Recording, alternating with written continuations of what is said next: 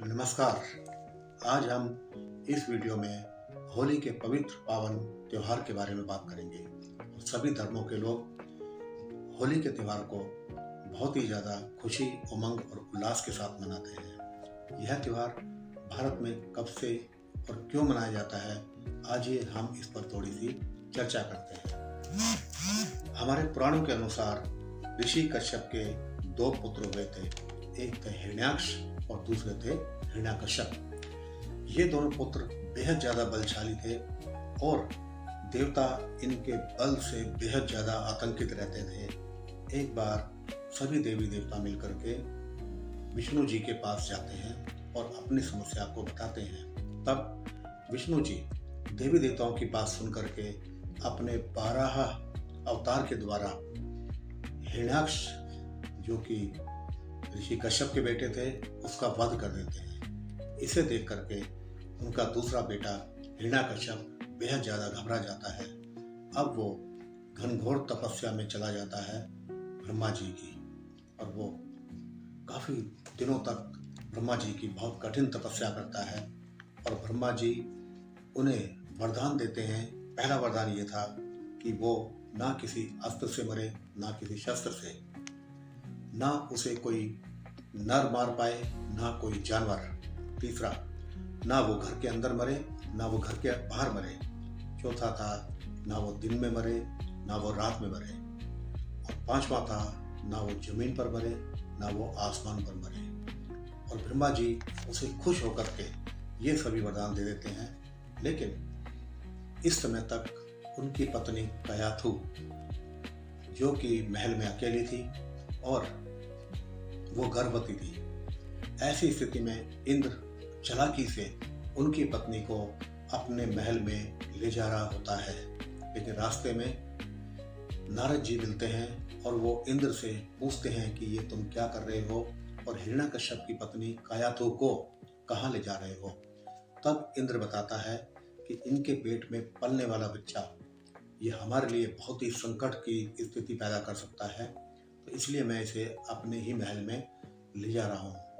तब नारद जी उसकी बात से सहमत नहीं होते हैं और वो कहते हैं कि कयाथू का जो बेटा है वो कोई दैत्य नहीं होगा, बल्कि वो भगवान विष्णु का परम भक्त होगा।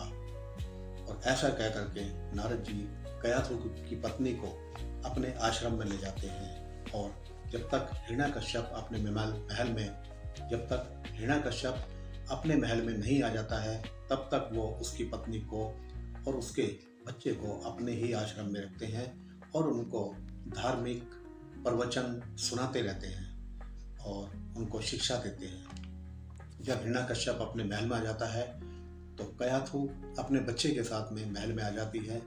और हिरण्यकश्यप अब ब्रह्मा जी से वरदान पा करके बेहद ज़्यादा शक्तिशाली हो जाता है और वह अपने राज्य में घोषणा करता है कि अब मेरे राज्य में कोई भी किसी भी दूसरे भगवान की पूजा नहीं करेगा, बल्कि सब मेरी ही पूजा करेंगे। लेकिन उनका अपना बेटा, जो कि भक्त प्रहलाद था, वो बिल्कुल भी अपने पिता का कहना नहीं मानता है और वो ब्रह्मा, विष्णु, महेश, इन तीनों की पूजा में लगातार व्यस्त रहता है।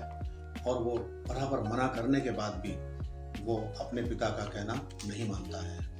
ऐसी स्थिति में हिरण्यकश्यप अपने बेटे से ही बहुत ज़्यादा नाराज हो जाते हैं और वो उसको मारने के लिए अपनी सेना को भी वचन देते हैं, लेकिन वो उसे मार नहीं पाते हैं। उस बच्चे को नागों के बीच में छोड़ा जाता है, उस बच्चे को जंगल में छोड़ दिया जाता है शेरों के सामने, लेकिन तब भी उसका कुछ नहीं बिगड़ता है। ऐसी स्थिति में उनकी अपनी एक बहन थी होलिका, वो अपने भाई से कहती है कि अगर वो उसको अग्नि में अपनी गोद में लेकर के बैठ जाएंगी तो मुझे एक वरदान प्राप्त हो रखा है कि मैं अग्नि में जलूंगी नहीं, तो ये समस्या से छुटकारा पाया जा सकता है। तो ऐसा कह करके एक दिन होलिका अपने भाई के बेटे यानी भक्त प्रहलाद को लेकर के अग्निकुंड में बैठ जाती है। लेकिन जो प्रभु को मंजूर होता है वही होता है। होलिका उस आग में जल जाती है और भक्त प्रहलाद किसी तरह से बच जाता है। यह देख करके हिरण्यकश्यप अब आग बबूला हो जाता है। वो प्रहलाद को अपने महल में ले जाता है और वहां पर एक पिलर होता है उस पिलर को वो गदा से मारता है, ये सोच करके कि ये पिलर प्रहलाद के ऊपर गिरेगा और उसकी यहीं पर मौत हो जाएगी, लेकिन होता कुछ और है।